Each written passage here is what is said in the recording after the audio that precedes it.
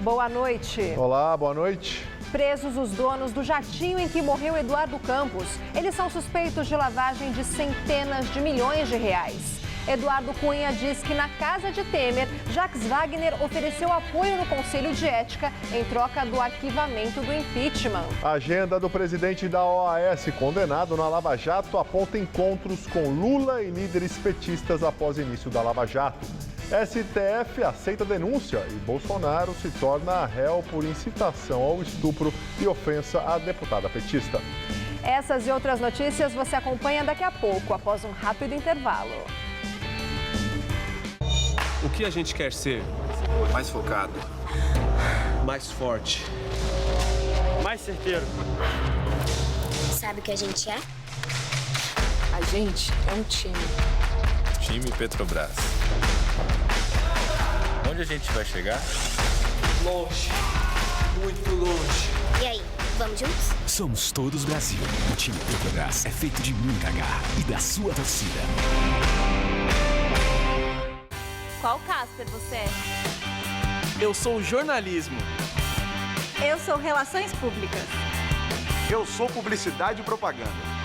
Eu sou Rádio, TV e Internet. A minha Casper é comunicação. Aqui tem teoria, prática, oportunidades de estágio e a melhor localização. Essa é a minha Casper. Essa é a nossa Casper. Um atleta não chega muito longe sem um bom treinador. É ele que me anima quando eu estou cansada e me faz acreditar quando eu penso em desistir. Mas é preciso aproveitar cada minuto do treino com respeito e atenção. Afinal, é ele que me ensina tudo o que eu preciso.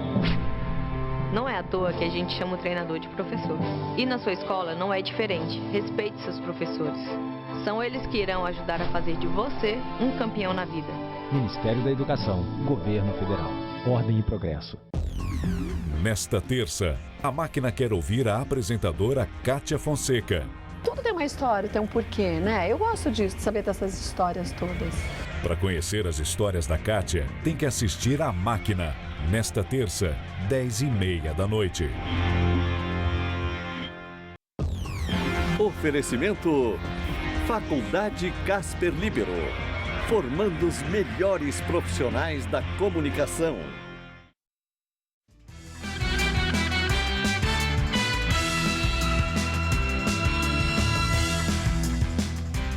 Polícia Federal deflagra a Operação Turbulência, que investiga um suposto esquema de corrupção e lavagem de dinheiro envolvendo a compra do avião que caiu, matando o candidato à presidência Eduardo Campos, do PSB, em agosto de 2014. Hoje, 4 pessoas foram presas. Os presos são empresários de Pernambuco: Eduardo Freire Bezerra Leite, Apolo Santana Vieira, Arthur Roberto Lapa Rosal e João Carlos Lira Pessoa de Melo Filho. Esse último já aparecia como o dono do jato Cessna, que era usado pelo candidato à presidência Eduardo Campos, do PSB. Essa aeronave foi o início de uma investigação que posteriormente se ampliou. E não ficou exatamente sobre essa questão da aquisição, mas sim outros delitos que foram detectados ao longo da investigação.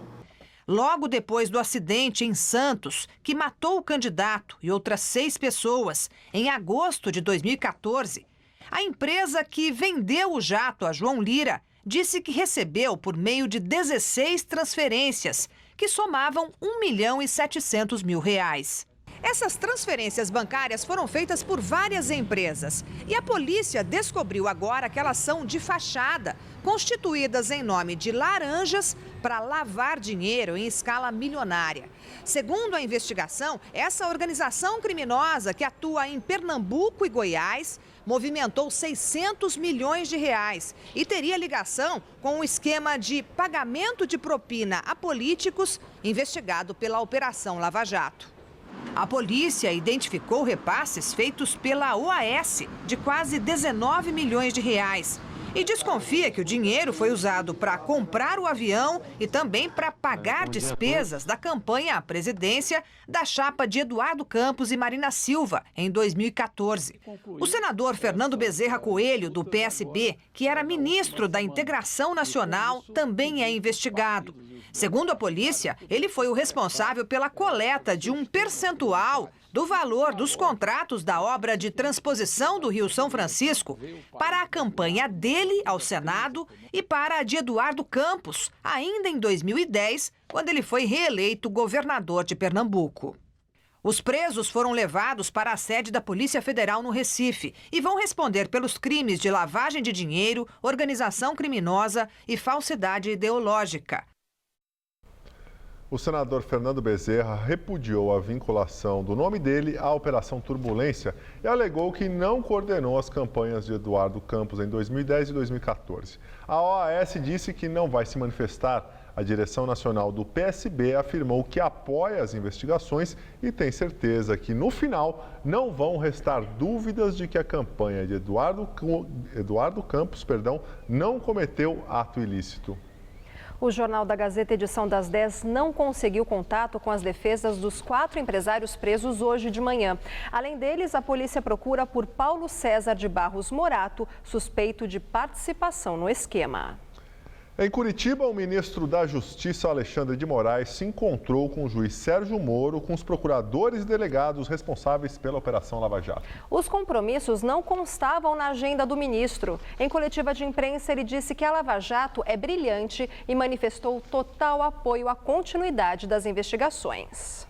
A agenda de Léo Pinheiro, ex-presidente da OAS, revela reuniões com vários políticos logo após o início da Operação Lava Jato, em março de 2014.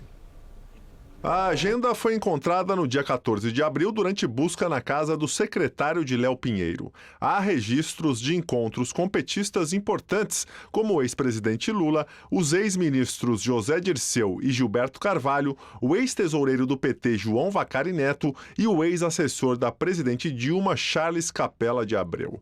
O caderno também registra reuniões com políticos de outros partidos, como Jutaí Júnior, do PSDB, Onyx Lorenzoni e Rodrigo Maia, do DEM, Paulo Scaff, do PMDB e presidente da Fiesp, Índio da Costa, do PSD, o ex-deputado federal Alfredo Sirquis, do PSB e ainda o lobista Júlio Camargo.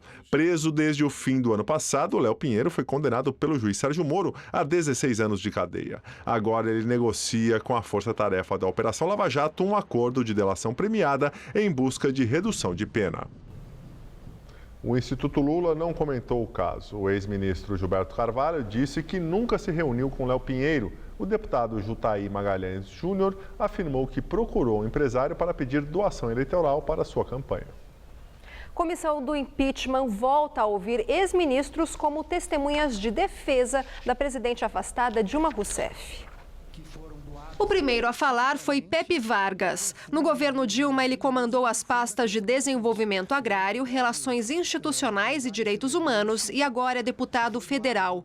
Ele defendeu a legalidade dos decretos de créditos suplementares editados no governo da petista e que são base da denúncia contra ela no processo de impeachment. Obviamente que, à luz da legislação que temos, a edição de decretos suplementares recepcionados pela própria lei orçamentária não configura crime de responsabilidade. Depois, os senadores ouviram a ex-ministra do Planejamento e ex-presidente da Caixa, Miriam Belchior. Ela também defendeu os decretos. Disse que esses documentos, às vezes de 200 páginas, chegam prontos para a presidente e que Dilma não pode ser responsabilizada individualmente por isso. É importante reiterar aqui que os decretos foram feitos com base no artigo 4º aprovado por esse Congresso, que estabelece as condições em que os decretos podem ser executados. Então, eu quero insistir nisso, porque essa é a base da nossa discussão aqui. Não houve crime fiscal. Esses decretos há 15 anos. O presidente afastado da Câmara dos Deputados, Eduardo Cunha, do PMDB, afirma mais uma vez que não vai renunciar nem fazer delação premiada porque não praticou nenhum crime. E diz que Jacques Wagner, quando era ministro da Casa Civil, prometeu apoio de deputados do PT no Conselho de Ética em troca do arquivamento do pedido de impeachment de Dilma Rousseff. Suspenso do mandato por decisão do Supremo Tribunal Federal, Cunha deu entrevista num hotel de Brasília. Voltou a negar que tenha mentido à CPI da Petrobras quando afirmou não ter contas no exterior. No caso da minha esposa, ela não era deputada e ninguém perguntou da minha esposa. E efetivamente a minha esposa, ela detinha-se em conta e a conta dela estava dentro do padrão do Banco Central com o saldo ao fim de cada exercício inferior a 100 mil dólares. Não tinha obrigação de declarar.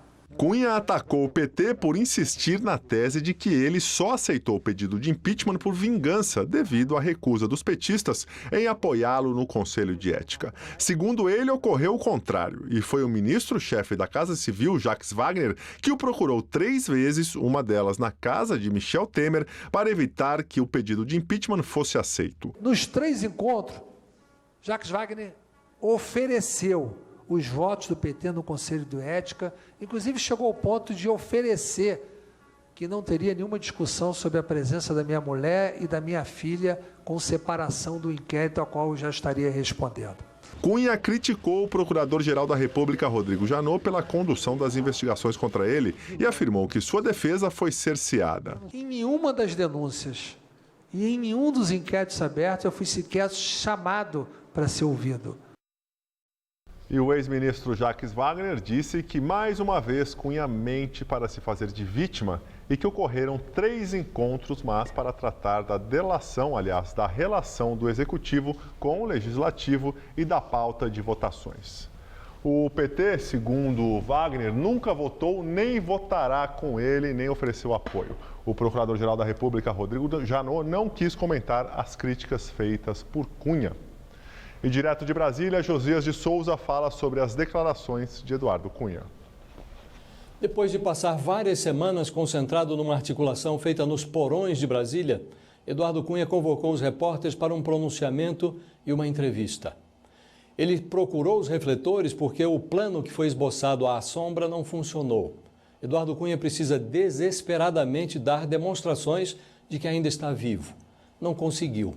Eduardo Cunha já não tem o que dizer. É cada vez mais precária a situação política e jurídica do deputado.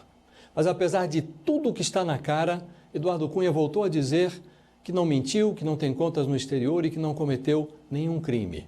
Quando Eduardo Cunha for cassado na Câmara, e isso deve ocorrer, é grande a chance de ele ser preso. Muitos receiam que Eduardo Cunha vire um superdelator. Mas ele hoje disse que não pode ser delator porque não cometeu nenhum crime. As palavras de Eduardo Cunha exalam uma certa pureza moral. Se Eduardo Cunha não estiver meio louco, o resto do país está completamente.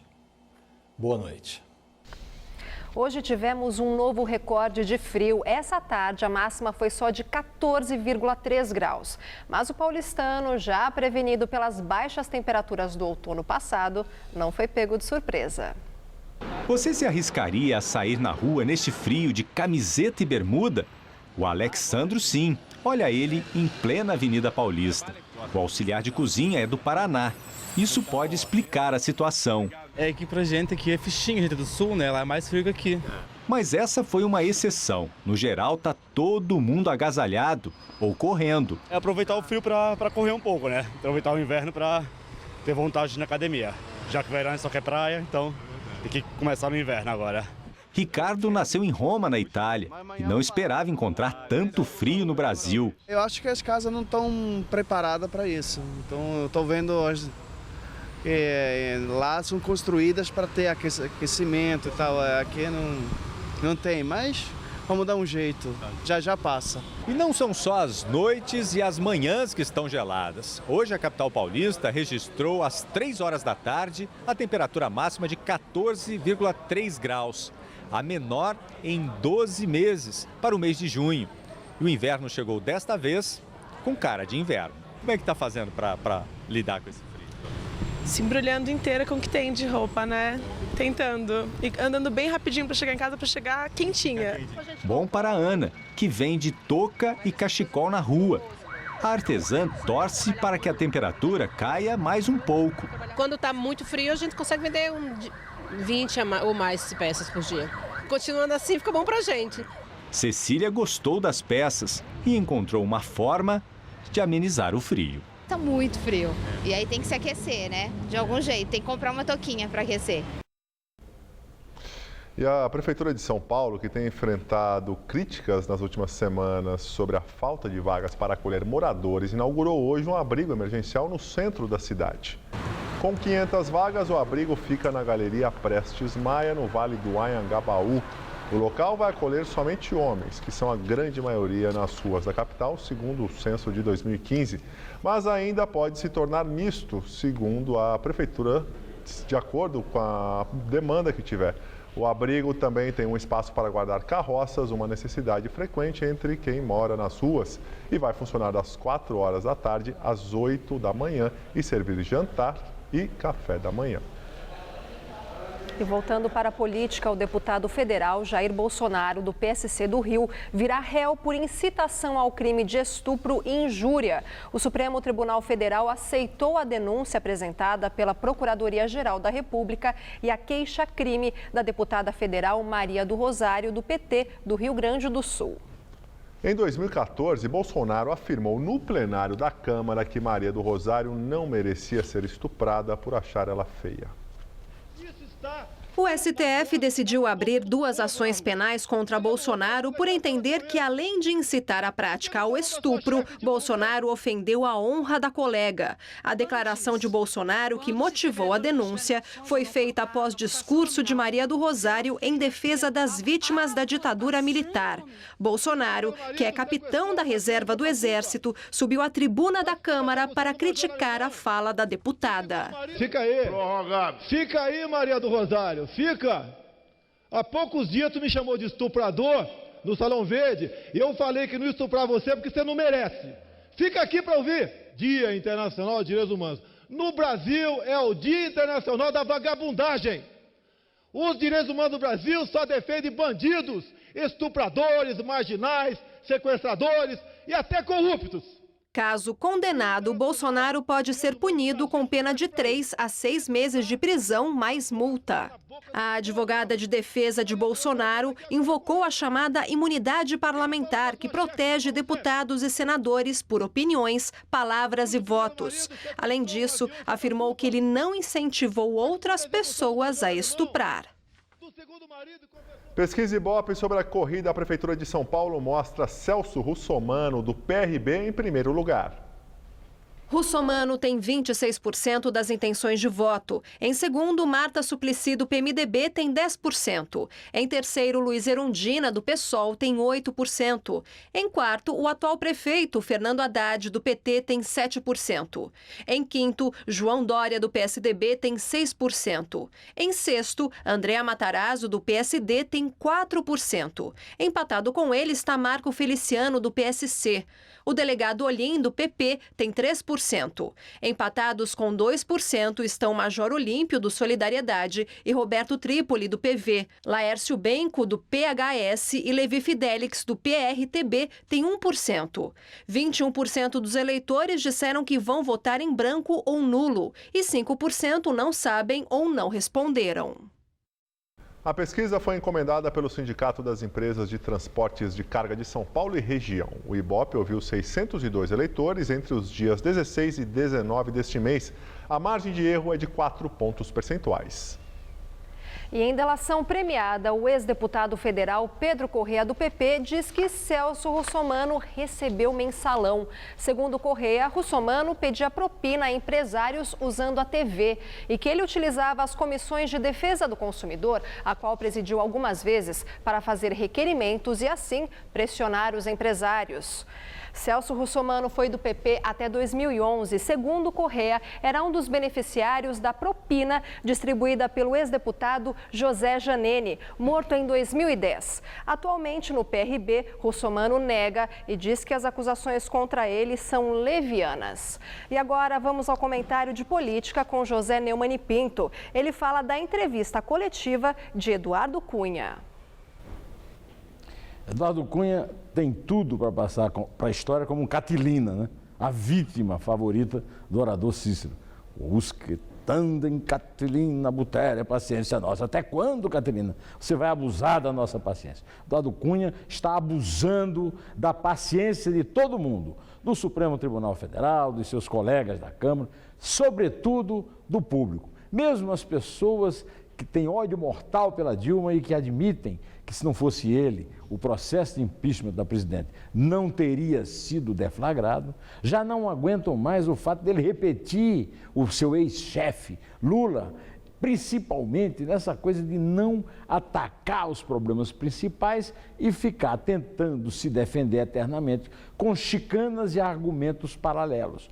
Por exemplo, ele disse que não tem conta na Suíça porque tinha, na verdade, um trust. O trust é uma espécie de conta, não é verdade? A mulher, até a Cláudia Cruz, já desmistificou isso. Outra coisa, ele disse que não tem direito de defesa depois de ter delongado com chicanas por 80 dias um recorde total ao Conselho de Ética da Câmara. A verdade é que ninguém mais acredita nele e não dá mais para ele ficar tentando bancar a vítima, como todo mundo já está sabendo a história dele, de onde vem a sua participação na corrupção, etc. Estava na hora de ele, pelo menos, nos respeitar, não ficar chutando e cuspindo no nosso tempo, não é verdade? Pois é, eu volto quinta-feira, direto ao assunto. Inter! Nós ficamos por aqui. A edição de hoje pode ser vista no site do Jornal da Gazeta. Muito obrigado pela companhia. Tenha uma ótima noite. Tchau, Lu. Até amanhã. Tchau, até amanhã. Boa noite para você também. Fique agora com a máquina com o Fabrício Carpinejar.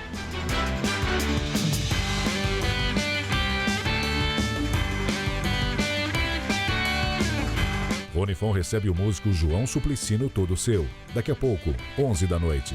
Assista agora A Máquina.